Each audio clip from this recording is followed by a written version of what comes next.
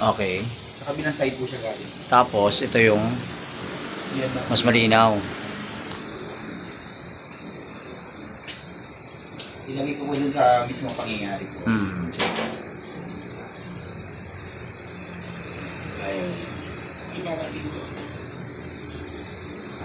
Wala alam si Erman, nakatalikod. Nakatalikod sila. So, ito yung biktima, di ba? Okay, Nakablue po, nakatalikod. Ayan, yan. Ah, talagang sabay silang ano, no? Yan po ang may-ari nung... Talagang pinunteriya ko talaga. Piling ko nga umiikot po. Nagro-roving, no? Oh, ayan, So, wala plate number yung motor. Wala. Isang NMAX saka isang Aerox. Ano, ayun, no? Tapos saglit lang po talaga. Mabuti walang di binaril, no? Mahirap yun. So, ang tawid nito, pabalik ka dito. Papuntang ano na. Pag ganun na po, pag dito Papuntang, kung diretso yun, papuntang Quezon City na yun. Ayan yung ko. hindi siya maka-outcast eh. Ayan, ayan. Ito yung side na ano. Siya yung may-ari. Oo. Yan po, yan. Ayan, o. Actually, inabot niya yung bracelet pero inulog po yun. Pero tiba paano, ganun, no? Bubungot pala ng baril, no? Eh, ang katwiran niya, balaksan na niya sa paa. Mga kaibigan, magandang gabi po. Ito si Channel Reds. Nandito ako po sa may barangay 526 kung saan po nangyari kanina yung hold upan dito kanina. So ito po yung location. So nandito. Ito po mismo.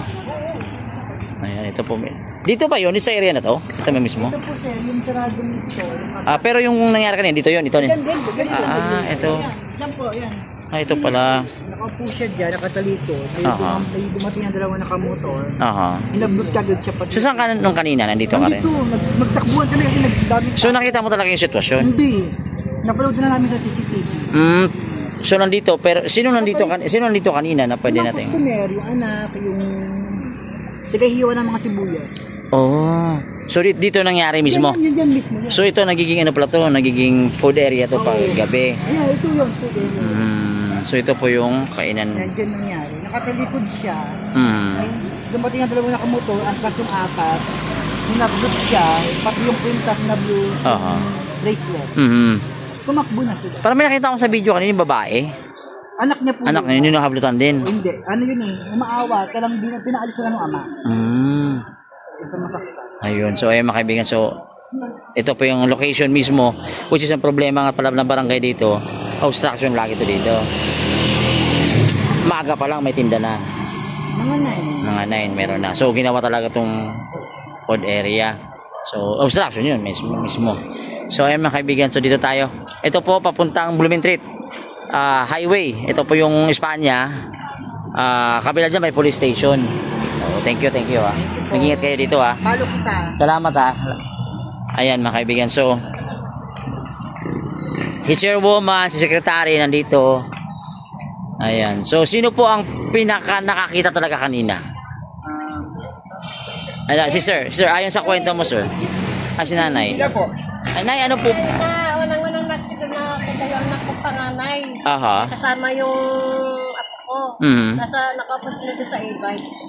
Tapos Okay. yung marinig na namin na nagsimirong sinisigaw, yung asawa, lumabas na kami. Kami namin yung mga papatsakalo nito. So yun yung nakita namin nung natukan na siya ng baril. Sabi nga ni chairwoman, maganda daw ang baril. Nakita pa daw yung baril, maganda daw yung baril. Yung silver talaga yung baril niya. Yayamanin siguro yun. Bagong-bago. Baka nag-testing. So dito pa sa Manila nag-testing. Dito pa sa Manila mismo. Bago bumaba yan sa motor yan, kinasagad yung baril. So kayo takbuhan na kayo after? Hindi, nandiyan kami. Hindi na kayo? Hindi kami tumakbo. Yung tumakbo, yung mga customer papunta ron, yung iba papunta ron sa loob. Kasi kanya sila, nagtatakot. So ayan mga kaibigan, so ito po nga din ang concern, hindi lang may concern pa si chairman. Actually sinasaway din pala ng barangay ito dito. Problema ng barangay din. So obstruction po. Obstruction. So sabi nga ni chairman, may dumadaan naman daw dito, kini-clearing, tapos mamaya balik na naman ulit. So Yun ang main concern. Besides sa na-hold up pa na kanina, nag-obstruction pa, maaga pa lang, nandyan na. So imposibleng hindi nadaanan to dito. Nadadaanan siguro, hindi ko masasabi kung ano man ang punto, pero umaga pa lang andyan na hanggang gabi. So ibig sabihin, hindi napapansin. Ano siya nagawin kami niyan? Di man ito parang ako ng abuse of authority? Nag-apit dyan ng pagkain. Parang sumasakit ang ulo ni Chairman dito Oo, parang sumasakit talaga ulo mo sa obstruction na yun Kasi kabagan ni Clarice, palasagot mayabang yan. May baril-baril siya o ano, baril niya. Hindi niya gamit. Ayun lang. Ayun, marami pa na-discoveran dito. Totoo, may baril po talaga. Oo. So ito, Chairman, masakop nyo pa yan. Ito, side na to. Ito. Ayan, sa gabi. So inaalaw lang yan pag gabi. Oo. Okay. Sa araw wala yan. Pero dito, open. Sawayin mo, magagalit pa. Kalma ka lang kasi baka yung puso mo. Sawayin mo, magagalit pa. Nag-ainitan ko raw. Abuse of authority raw. So hindi ka pa ba nag-report sa MTPB, sa Hawkers, sa DPS? Matagal na po kung may report yan. Actually, nagkausap po kami with Hawkers po dati. Kasi kiniklaim po nila na... Kailan yung dati na yan? Last year lang po.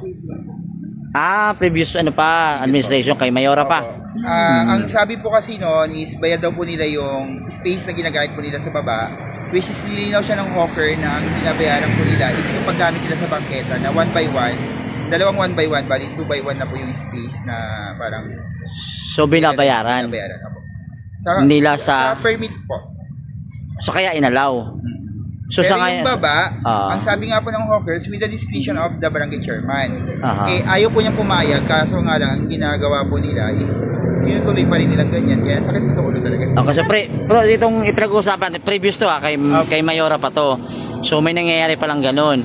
So sa ngayon, hindi nyo ni-report na ganito yung problema rito sa barangay. Meron pa din po, last week lang, hindi, last week po nagkaanohan na rin po with the police po. Police pa lang. Sinabihan ko nga yung police. Gahuli nga kayo, mamaya, pag kinausap na kabagan ayan, nabalik na. May ganun pala nangyayari. So hindi pa, ayun, pinakita mo sa kanina yung Yung about naman po sa concern na ibibigay po namin kay Mayor, which actually po kaninang hapon, ayun po yung kagawad po dyan na nakaduty. Pinag-uusapan po namin yan.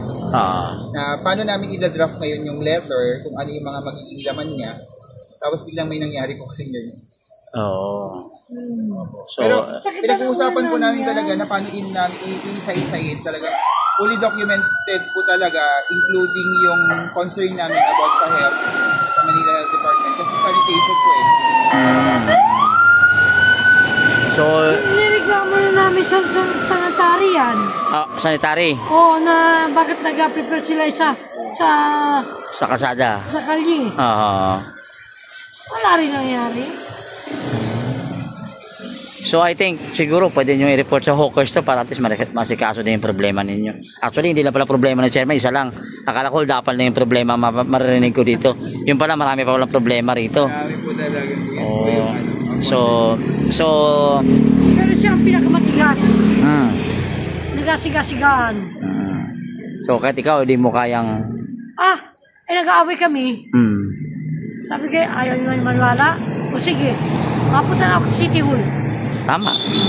Ilapit natin sa authority, di ba? Tama naman. So, sabihin mo na lang kay Yorme kung ano agin ang gusto mong sabihin. Yorme. Yorme, paki-actionan mo naman itong aming Mabuhay Road. Ito sa Blooming Street. Masyado nang nagawang pati kalye, inagawang pag-prepare ng pagkain. Pati kainan yung kalye. Tapos yung kabila namang Manila, Mabuhay Road, inagawang parkingan ng mga customer. Tapos ay naihian pa niya. Saan ba nag-ihi yan? Di dyan. Hindi mapangis sa harap ng barangay mo? Oo, nalinis namin araw-araw. Ayun. Sana ma-action na naman. Pumunta kayo dito na alas 6 ng hapon. At saka alas 6, alas 7. Ayan, napakarami. Ayun, sige, Ay, Che. pag-away lang ako. Gusto ko lumapit kay Yorme, kaya lang, paano ako hindi entertaining? Ang mga kapitbahay din eh, nagka-complain na. Sana no, Yorme, tulungan mo kami.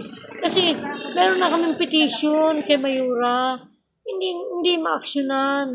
Sana naman, actionan nyo. Tulungan mo kami. So, nung time ni Mayora, kahit nireklamo nyo, wala talagang nangyari din. Wala. Kasi yun nga, sabi nga di ba may bayad-bayad na nangyayari. Tama po ba? Anong bayad? Pag street cleaning, mamaya yung mga pulis, nagkakainan na. Pansit. May ganun pala. Oo, abutan ng pansit. Ayan. Yung clearing pala, pansit na punta. Oo. Ay, nako. Ayan. So, Chairwoman, again, maraming salamat sa iyo. Magandang gabi. Mag-ingat ka, ha? Oo, sige. Basta, mamaya, ipapaabot na. bukas gaaway kami ni Kabagan na naman. Nasabihan bakit marami akong daldal. Di, okay lang yan. Importante yung sinabi mo yung concerns mo, di ba? Bilang chairwoman, di ba? Mag-ingat kayo. Kabarangay, Diyos ko, mag-ingat kayo, ha? Huwag kayo masyadong ano. Wala ka. Magagandang baril ng muldapi. Okay, oh. Eh, kami batuta lang. May friends, ano masabi mo? Wala po akong masabi, pero yun lang ba, ano lang yan reality lang po yung sinasabi ng mga barangay official. Kasi ang barangay bawal atang dala ng... Tsaka wala naman po kaming capacity na mag-provide ng mga ganong klase ng diba? Talagang ano lang. Batuta na talaga. Yun lang talaga ang kaya namin. Chairwoman, kailangan ba i-upgrade ang barangay? Lagyan ng machine gun? Di naman. Huwag naman. Kaya, Hindi marunong gumamit ng baril. pero marunong ka magbatuta. Batuta pwede. Pamalo. Pamalo. Kaya lang parang kung baril ang kalaban natin. Barilin niya. Ayun nga. Yun nga. So, may batuta ka rin. Meron po. So yung kalaban mo baril, batuta gamit mo. Ay, naku. Tapos na usapan. So, alright mga kaibigan, magandang gabi po sa inyong lahat. Mag-ingat po kayo. This is Charles. Ingat. Pati parang nangyari yan kay Kabagan. Noong una, 3 years ago, 4 years ago, nakita ko siya. Tapos ngayon nangyari na naman daw. So, sabi ng mga kapitbahay, ha? So, again. Hindi pa ako barangay chairman noon. First time lang kung barangay chairman ngayon. Alright mga kaibigan, magandang gabi po sa inyong lahat. Ingat po tayo. Nag-ano si General Torre nung siya naging PNP natin. Lahat kasi ng mga ganyan, yung mga small pinasara niya yan, pina-deactivate yan dahil gusto niya yung mga police naka-ano lang. So, iyan pala, PCP lang yan, yung lang. Nung time ni Torre, General Torre, Pina-point siya. Pina-shutdown lahat yan. Lahat ng mga ganyan, parang deactivated. Ang maging active lang is yung mismong main police station per district. Which is yung... So, malaking bagay sana to kanina? Malaking bagay, kasi tatawid lang mas mabilis yung response sana. Meron din yung pinaano din yung nilagay na pinasira din ba? Dati meron din dyan. Ito lang bago nagpatayo doon. Pinasira din. Panahon nino.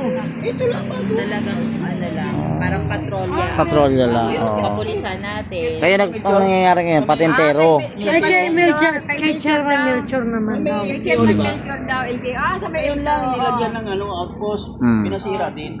Pinatanggal din.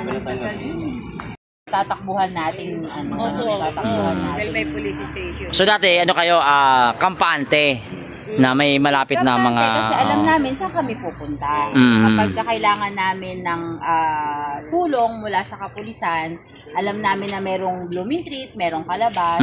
Pero syempre nung napalitan yung ating namumuno sa PNP, meron siyang bagong direktiba na kailangan yung mga kapulisan nagpapatrolya, visible sa kalye, which is okay naman.